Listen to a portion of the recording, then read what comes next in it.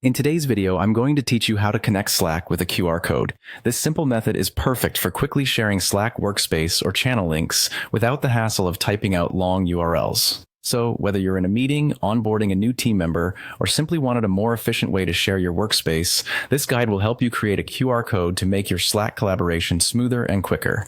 First things first, dive right into your Slack application. You'll want to have the Slack app open either on your desktop or your mobile device, whatever you're most comfortable with. With Slack open, navigate to the workspace or the specific channel that you aim to share with others. It's important to ensure you're in the right place, so just double check that the name of the workspace or channel is correct. Once you're there, click on the workspace or channel name to display additional options. Next up, you'll need to copy the link to this workspace or channel. This step might vary slightly depending on your device or app interface, but generally, you will find this option somewhere in the drop-down menu that appears after clicking the workspace or channel name. By copying the link, you're setting the stage to create a QR code that will translate your digital instructions into something that can be read by anyone's smartphone camera. Once you have the link copied to your clipboard, it's time to convert it into a QR code. Choose any QR code generator you prefer. There are plenty of free online QR code generators you can find with a quick web search. These platforms will typically have an input field where you can paste the link you've just copied. After pasting the link,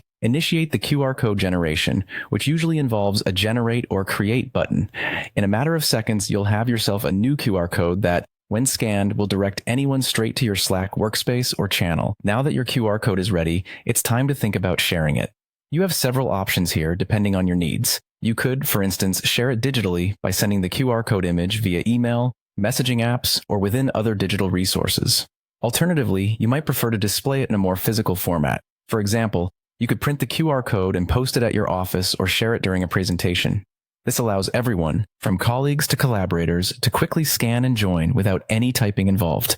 And there you have it. By following these steps, you've successfully connected Slack with a QR code.